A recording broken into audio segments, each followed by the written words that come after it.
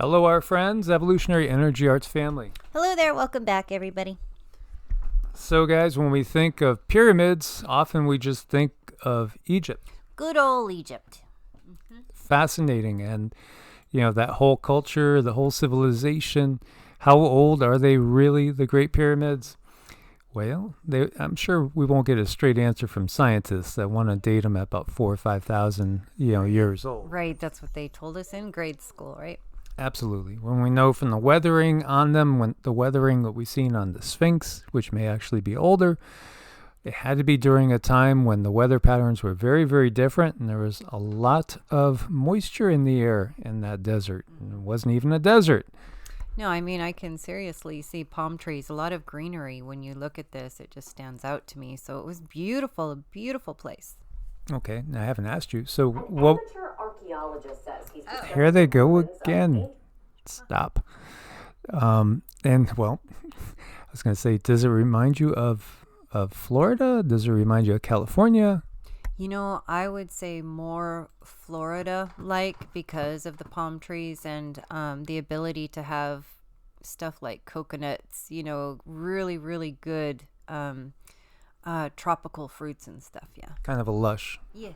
Okay. Well, we can see this headline. Amateur archaeologists may have found an ancient city off the coast of Louisiana. And we want to thank our brother Geoffrey, who said that Dabu did a show on this, and that really got my attention. I'll share with you, I lived in Sarasota, Florida, and I used to go to the beach and just kind of meditate out in the water. And I could feel the energy of just an advanced civilization off the coast there. And Sarasota has crystalline beaches. It's all basically quartz crystal, the sand there. And it's very, very conductive. And the locals will tell you, many of the locals in the know will tell you that there's an energy vortex off there. And of course, we're talking Gulf side, Gulf of Mexico. In the last ice age, Florida itself was like 2 to 3 times wider. And the same is true for the area around New Orleans. That area extended way out. And you could see it when you look at maps, and we'll take a peek. You could see there was a lot more water that was basically locked up in the Arctic and Antarctic, and the coastlines extended way out, and people built on those coastlines. Mm-hmm. I mean, really incredible information we've come across here. So yes, this is, I'll give you guys all the links. It's very exciting. Amateur archaeologists say he's discovered the ruins of an ancient civilization off the coast of St. Bernard Parish. He claims there are large underwater granite mounds near the Chandelier Islands that may have been once the site of a lost city. The Chandelier Islands are a chain of uninhabited barrier islands located in the Gulf of Mexico, 50 miles east of New Orleans.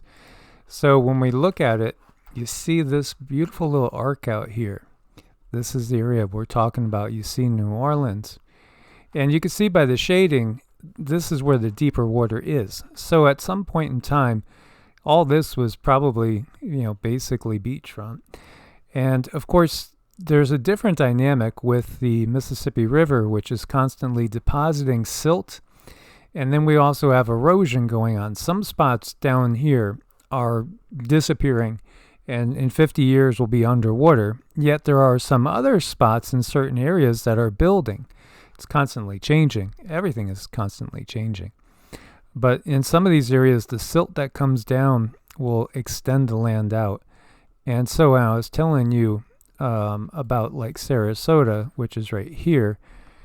And you could see this line right here. When we're in a full-blown ice age, not an interglacial period, it can extend all the way out to here. And basically, the Gulf of Mexico can, basically be thought of as just a very large lake almost. But there are channels that still will connect it to the Atlantic and the Caribbean. All fascinating. So, again, that area I was telling you about with the vortex area is over here. And I wouldn't doubt, I've heard locals say that there's pyramid structures off of here too. I think a lot's going to be uncovered in this apocalypse as we go deeper and deeper in. But this beautiful arc we see here, is the area that we're talking about. What's curious, too, is when we had that Deepwater Horizon event, which was a horrible thing, resulted in the release of approximately 185 million gallons of crude oil into the Gulf of Mexico. As part of the emergency response plan, the Louisiana Office of Coastal Protection and Restoration proposed and subsequently constructed sand barriers in the same area. As we could see, you could see the elevation. This is what it looked like in 2010 and then afterwards. So they actually built up here. And I'm always suspicious, wondering if they're building up when they know they're covering up. Right. This area is known for fabulous fishing. If you're into fishing, that's really what it's known for. Also, you could actually, obviously go and enjoy the beach, swim, maybe surf during some periods of a little more wave action. It's nice and remote, be fun to explore on a boat, absolutely. And Louisiana, like the southwestern Florida Gulf Coast, is just loaded with islands. Tons and tons of different islands to explore. So this is what we're looking at. The area there really gets you wondering. One of the things that I found fascinating was the fact that the Great Pyramid of Giza is at 29.978 north. This area is at 29.952 north. And again, this is for New Orleans, which it's basically due east of. So it's almost at the exact same latitude. When you get down to it, if we are talking a full glacial period, there's going to be a lot less places to grow food. And so you're going to have, cultures developing and consolidated really in the warmer places with good rainfall and good soil. All right, they're going to do whatever they need to do to survive. So the Great Pyramid of Giza is 481 feet tall. And he is estimating that this one is about 250 feet tall, so not quite so big. But we're going to go along with the article a little bit more. 12,000 years ago, before a dramatic sea level rise at the end of the last ice age, this area could have been dry land. Retired architect George Gelle believes this site, now underwater, was once a major city predating the Maya, Inca, and Aztec civilizations in Mexico and in Central America and South America. And he dubbed the city Crescentis because of that crescent shape, that arch that we have there. What's down there are hundreds of buildings that are covered with sand and silt, and that are geographically related to the Great Pyramid of Giza. And Giza, as we said, and most of you probably know, is a city in northern Egypt, where ancient pyramids and the Sphinx are located. He claims to have found mysterious granite masses under Chandelier Sound. Granite is not native to Louisiana or Mississippi. Somebody floated, he's positing, 1 billion stones down the Mississippi River and assembled them outside what would later become New Orleans. Gelle spent 50 years studying the site. He produced underwater sonar images of what he claims are the remnants of major buildings, including a large pyramid, which produces an electromagnetic energy that's incredible, he said. It's apparently 280 feet tall. St. Bernard Parish shrimper Ricky Robbins says he's experienced the energy firsthand. He claims the compass of his boat spun completely around near the area where Gelle pinpointed the tip of the pyramid, and that's not all. Everything will go out in your boat, all your electronics. This sounds very familiar, just like the Bermuda Triangle, and there's the same sort of structures off there too. I've felt that weird energy basically right by the Bahamas, going past the Bahamas, and actually saw a UFO that rose up out of the water and took off into the air after really kind of hovering over the water for a while, and 3 other people that we were with saw it. It's really curious. So everything will go out on your boat, all your electronics, like as if you were in the Bermuda Triangle. That's exactly what we got going here. So Robin took Gelle on 4 excursions to the site. He said for years, local fishermen have talked about catching strange square rocks in their nets near the Chandelier Islands. I thought right away it was pieces of the pyramid because it was right around where the compass spun. And there's other theories about the rocks as well. One study by Texas A&M in the late 1980s suggests the masses are from shipwrecks or piles of ballast stones from Spanish or French vessels. That sounds like a cover-up to me. It absolutely does. They're going to say whatever they need to say to make sure that, and our true history doesn't get pulled forward. That's what they're afraid of. The stones may have been dumped overboard to lighten the weight of ships stuck on sandbars or entering shallower waters en route to New Orleans. Gelly said some of the artifacts collected at the site tell a different story. This is architecture, he said, pointing to one of the artifacts. This is not ballast. This is the outer surface. This is a rain gutter. People who believe in granite mounds claim there's enough evidence that something's out there in the water but can't explain how it got built, by who, or why. The older people who've seen a lot of things, Robin said, there's a possibility it could be God knows what. All I know is that somebody built a city 12,000 years ago and it's stuck out in Chandelier, Gelly said. Whether or not they had someone on their shoulder who flew in with a UFO, I don't know. All I know is that they left a whole lot of granite rocks out there. And he has visited the site 44 times. He hopes future dives, modern sonar technology, and satellite imaging will help him unlock some of the secrets now trapped below 300 feet of silt, sand, and water off the coast of St. Bernard Parish.